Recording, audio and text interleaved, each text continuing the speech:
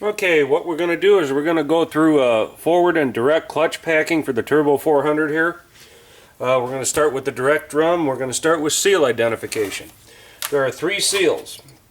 There's the outer lip seal for the piston, inner lip seal, and then there's a center seal on these.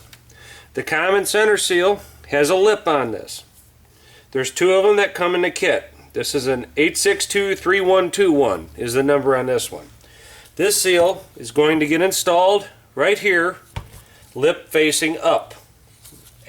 Opposite of what you think it's going to be, the lip faces up, so the lip is going to go toward that way. So we're going to go ahead and try and put that one in there. This will go on the ridge in the center of the direct drum.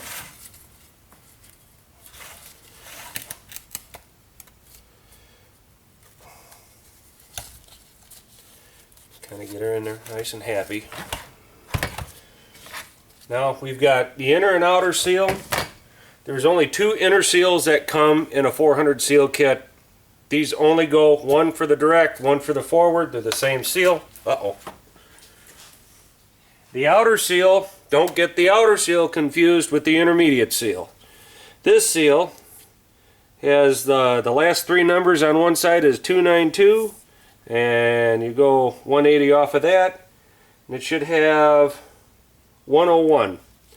If you get the wrong seal, which you'll notice, this is for the intermediate, you'll get two of these in the kit like you get two of these.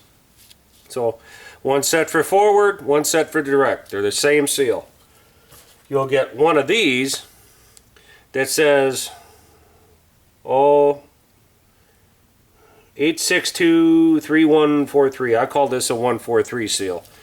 And you'll notice it's slightly smaller. Will the 143 seal go in? Oh yeah, it'll go in real easy on one of these, but it's the wrong seal, and that will cause failure. So don't have a simple headache like that. Anyway, I got the seals already installed on this. We've got an older drum, 34 element sprag, so we're using a check ball piston because we don't have a check ball here. Now, there are different ways of plumbing a 400. Sometimes I don't use the center seal. As a rule of thumb, if you omit this center seal so you can get more clutch holding in third gear, you need to plug off an oil port.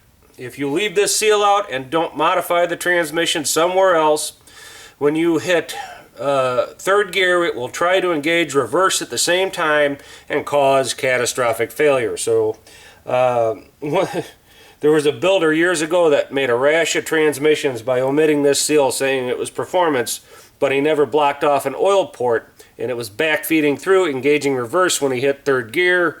Oh, it was not pretty. So always remember, always put this seal in unless you're going to modify the oil ports. So what we're going to do, I'm simply using a 20 thousandths feeler gauge. You've seen that from other guys on the internet. If you get the TranStar kits, you can get this thing called a Lip Wizard. Just a little green flexible plastic disc. And sometimes that comes in handy. You've got plenty of lube there. So I'm going to start by doing the outside. Kind of give her a little half twist, and then we're just going to kind of, not pressing on it, but just kind of working the seal.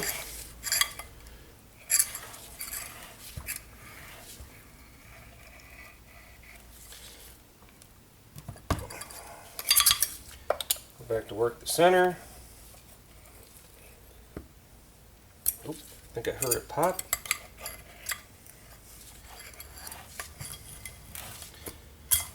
Oop.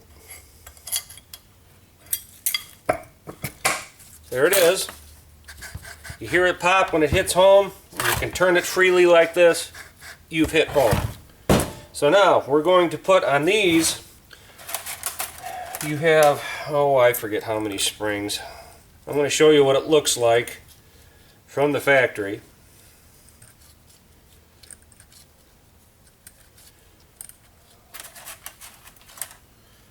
And this is an aluminum one. The stamped steel ones just have little metal tabs that stick up, but you should have seen that in the prior video if you're following along.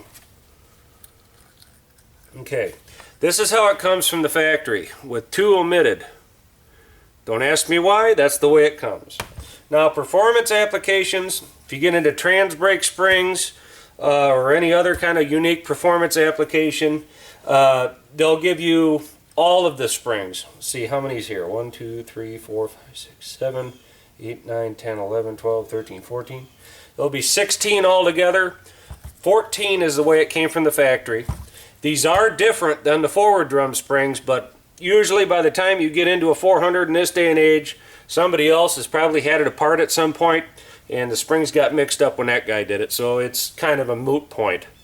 If you're worried about on the direct drum and your springs are wore out, like they look like they're stale, they're bent, they're not even between all the springs, which is something to look for if you got uneven wear or you cooked a transmission, you can only get used springs, or you can go with a trans brake spring and only put 8 of them in instead of 16. Or if you get a shift kit, sometimes like a Transgo kit that came in the other day, they'll actually give you a set of new springs, and they're color coded. You can see how they look different. See? And some of the older springs are color coded red for direct and green for the forward clutch, I believe. Now this is a little bit of a performance app, so I'm going to take 2 more stock springs to give me a little more disengagement. It's just something I've always done. Put our retainer in here. This is my homemade puller compressor, whatever you want to call it. Made this out of flat steel. One of these days I'll actually get the professional one. I like to make my own stuff. It's just me.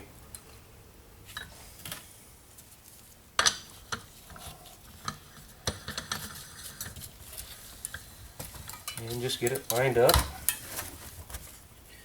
And get her compressed past the edge.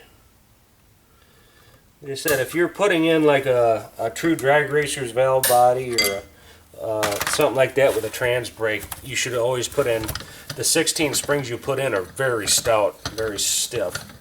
And those are the only ones I've been able to find separate. We've got our springs in. So we're going to go ahead and give her a tap. Hammer. Just to make sure this clip is in the groove all the way. That's a step some people forget.